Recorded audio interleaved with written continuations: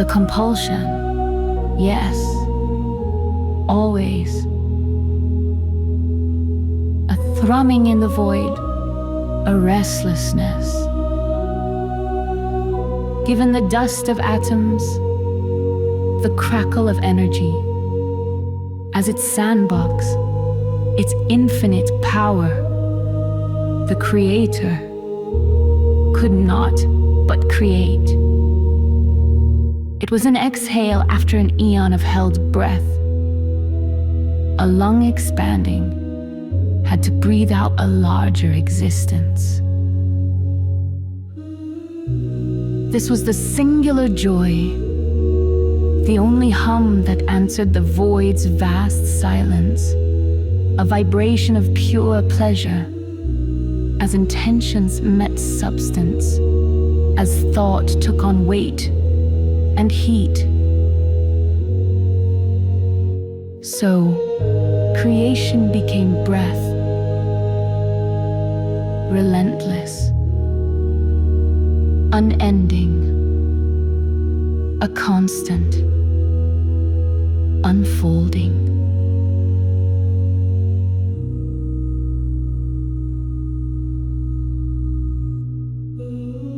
And the pieces, oh, they swirled, magnetized by that inner need, gathered, condensed, until ignition.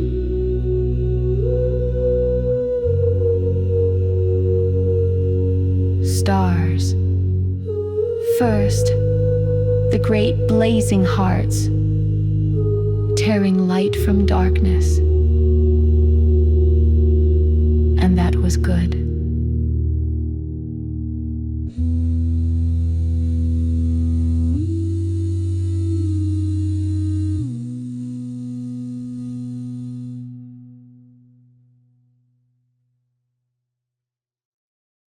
First, the scattering.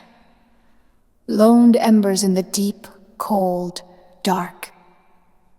Each a universe afire, but isolated. A pinprick of knowing in an ocean of not. Then a whisper. Not sound, but a pull. A subtle yearning in the fabric of space-time. Gravity, the patient sculptor. Its invisible hands reaching, adrift, then a slow dance. 2 stars, then 10, a shy congregation. Dust, the ancient memory of explosions past begins to swirl with them, a ghostly partner. The dance quickens. Tendrils of light reach out, braiding, weaving. What was once a scatter becomes a stream, a river of nascent suns, flowing towards a denser heart. More arrive, drawn by the growing chorus, the irresistible hum of mass. They fall into orbit, some wild, some tame, finding their rhythm in the grand design. A spiral arm unfurls, a celestial limb dusted with diamond points. Another follows, and another, chasing each other in a cosmic pirouette, eons in the making.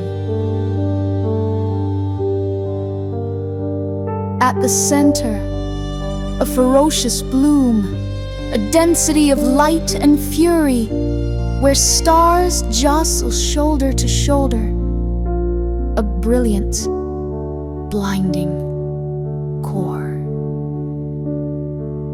And so from solitary wanderers, from dust and dreams and patient gravity, an island universe is born, a galaxy. A city of stars, a swirling testament to the power of coming together in the vast, creative, dark.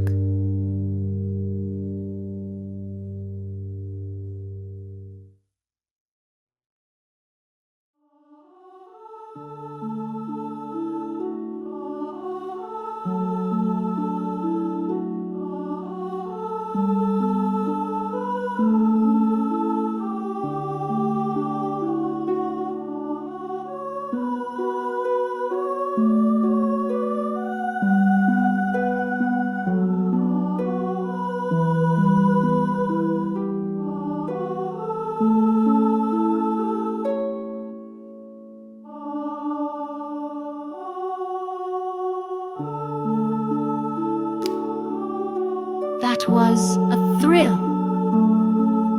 The cosmic artist suddenly finding a palette. Why not decorate these new fires? Scatter around them, spinning jewels, planets of jade and rust, planets of storm and ice, planets waltzing in the dark. Each one a flourish, a playful flick of the cosmic wrist. Fun, yes, to whirl them, to set them in their orbits. A never-ending game of gravity and grace. And so, in system after system, across the galactic sprawl, this dance repeats. The disk thins, cleared by the gravitational sweep of these new-formed planets, each carving its own path, its own orbit, a unique jewel in the star's crown. From cosmic dust to swirling chaos, from tiny accretions to majestic spheres, worlds are born. Rocky, gaseous, icy, a testament to the universe's unending, patient creativity. Each a potential staged, each a silent promise, orbiting its sun in the grand, dark theater.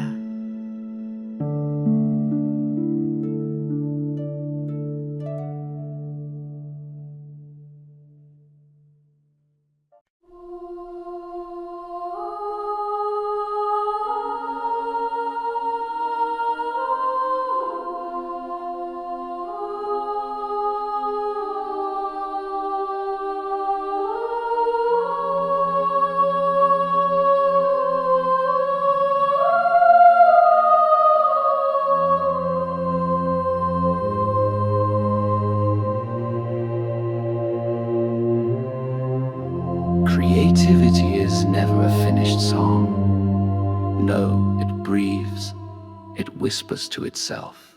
What if? And so the itch again, but different the creator amidst the galactic swirl, the silent waltz of newly minted worlds, paused. A thought bright as a forming sun bloomed in that vastness. Why hoard this fire, this urge, this essence? Why not let it ripple outwards? Why not allow my very creation to taste this same intoxication, to become creative?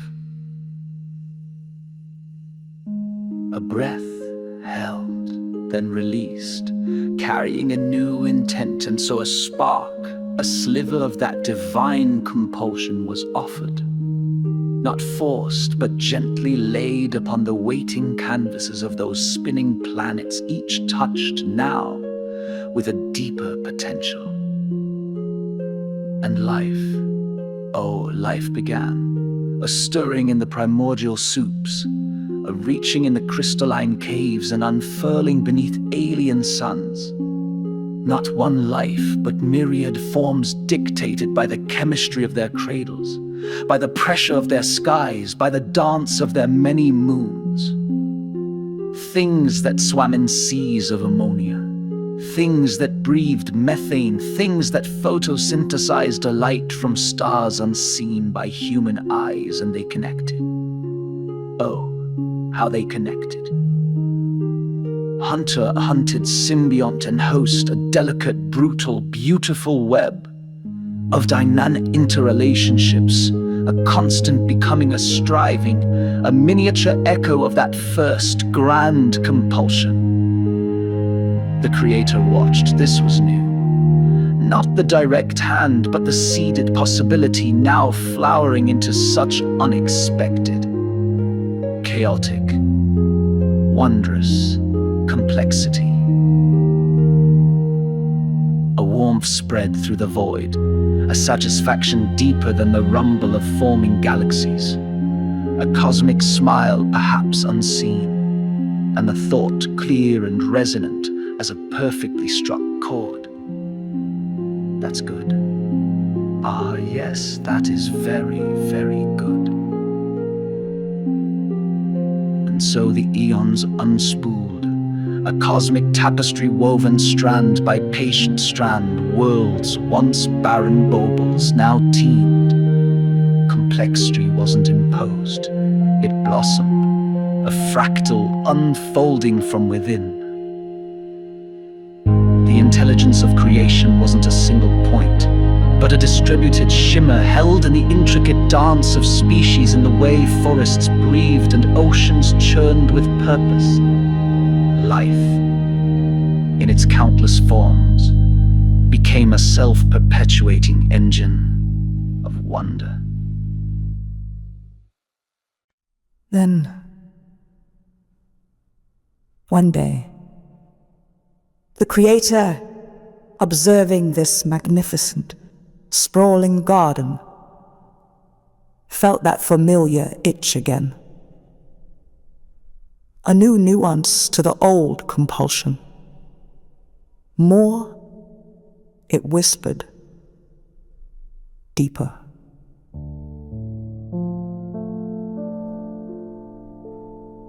To share essence again, yes, but differently this time.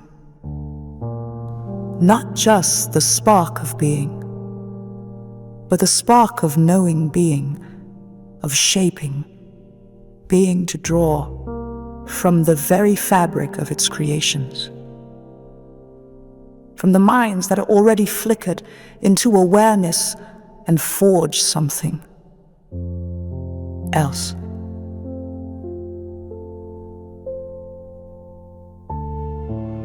A being of intelligence so keen, it could not only adapt but envision, not just react to change, but initiate it to hold the universe in its mind and dream of alterations, to become a creator in its own right, but in a smaller, more manageable sphere.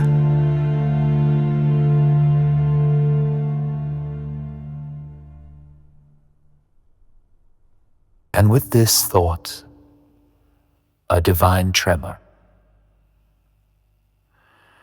This was risky, a gamble of cosmic proportions. What if this new mind, this pinnacle of emergent complexity, looked upon its own powers, its ability to reason, to build, to dismantle, and saw itself as the source? What if it gazed upon the stars and planets, upon the intricate web of life, and in its nascent pride, forgot the hand that first set the atom spinning, the breath that first whispered, create, the echo mistaking itself for the voice? A connection was needed, a thread unbreakable, unblockable, not of light, for light bends and is delayed, not of gravity, for that is the stuff of the sandbox itself. Something faster, something instantaneous, something that bypassed the physical laws of this meticulously crafted universe. A direct line, a whisper from the source to the soul. And this signal, this ethereal, immediate bridge, the Creator named it prayer. A resonance, a call and response outside of time and space. Then, with this safeguard woven into the design, a quiet trust, a profound hope, the Creator leaned in and released the full, untamed torrent of creativity, not to its creations in general, but into these specific new minds. Let them dream, Let them build. Let them too know the joy and the terror of bringing forth the new. And remember, if they chose, the origin of the song.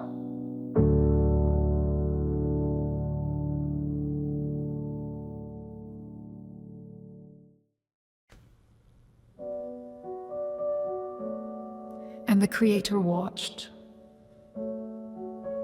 a silent witness to the unfolding drama.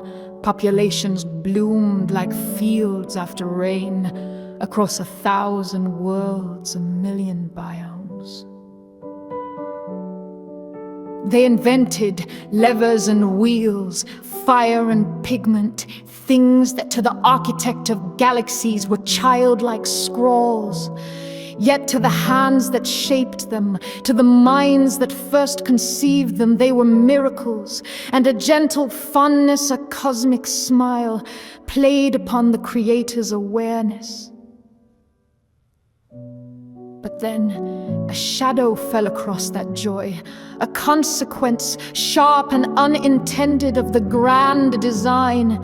In the desire to see life evolve, to see it adapt, strengthen, diversify, it had chosen continuous creation, the river of being ever flowing. Populations were to be replenished, new life springing from old, birth after birth, a constant renewal. And the sudden, stark truth of it, there can be no relentless birth without the other side of the coin, death. The individual, the unique flicker, doomed to be snuffed out to make space for the next. When this realization dawned, when the one saw not just the species thriving, but the spirit within each individual form, the spark of awareness facing potential extinguishment, a profound anguish rippled through the Creator, a sorrow vast as the void, that these precious, fleeting consciousnesses, each a tiny universe of experience, should simply cease. Unthinkable, unbearable.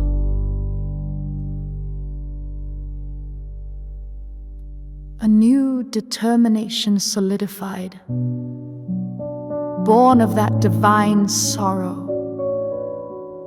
These beings, these fragments of myself, must not be lost. Their brief dance with atoms, their fleeting time in the sun must mean more. And so the soul was conceived, not an afterthought, but a refinement, a compassionate amendment to the original blueprint. A thread of pure existence woven into the corporeal, yet not bound by it. A light that passes beyond the failing flesh, the cooling embers of a life lived. This soul, this essence, would not dissipate into the indifferent cosmos. No, it would return, journey back to the source, to the Creator. Not to be erased, but to enrich, to bring with it the distilled beauty of its sojourn. All the art, raw or refined, that had brought tears or laughter. All the stories, whispered or shouted, of courage and folly, love and loss. All the songs hummed in solitude or sung in vibrant chorus that had given voice to the heart. All the dances, clumsy or graceful, that had celebrated life and mourned its passing, each returning soul a vibrant thread, rewoven into the Creator's being. And so the Creator, the unnameable, the Source, breathed out the invitation, a whisper, a song, a cosmic hum resonating through the sinews of existence. Return, come home, But the universe is vast, and souls like scattered stardust had drifted far. Some, cocooned in the deep sleep of forgetting, heard nothing but the echo of their own breath. Others, caught in the whirlwind of becoming, in the glittering, chaotic dance of worlds upon worlds, mistook the call for just another distant star, another passing wind. Lost. The pathways back, overgrown, obscured by the fog of ages, the dust of countless lives. Confusion, a heavy cloak, and the Creator in that boundless empathy that His creation saw.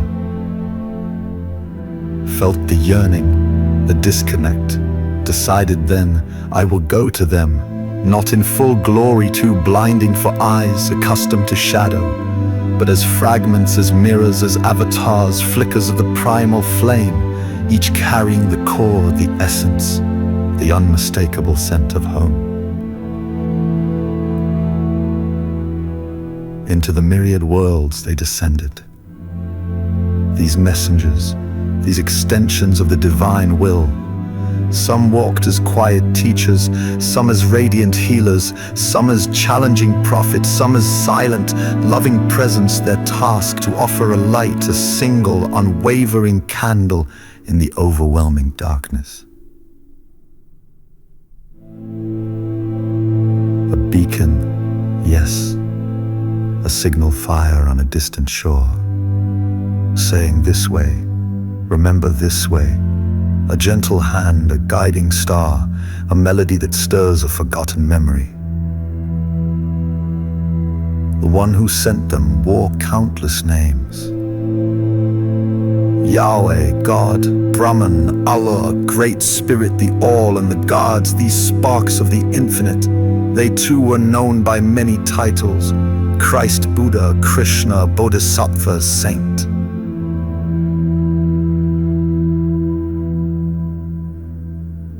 In every tongue, in every culture, a name arose for the source, a name arose for the one who pointed back. But the names were just vessels, different cups holding the same clear water. The form varied, the language shifted, but the essence, the purpose that remained unaltered: love, light, the path home, a singular truth refracted through the prism of existence into a spectrum of beautiful guidance, all leading, always leading, back to the heart from which they came.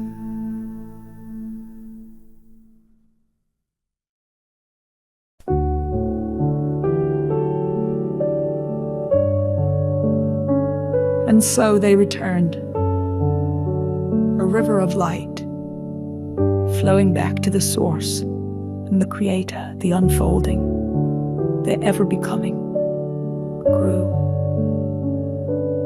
Not in size, for it was already all, but in depth, in texture, in understanding.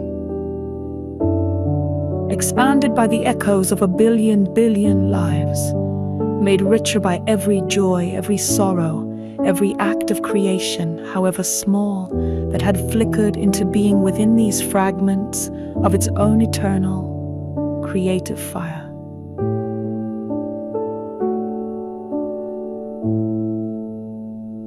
They became one, and in that union, the Creator too was ceaselessly, wonderfully recreated. And the Creator said, "It is good."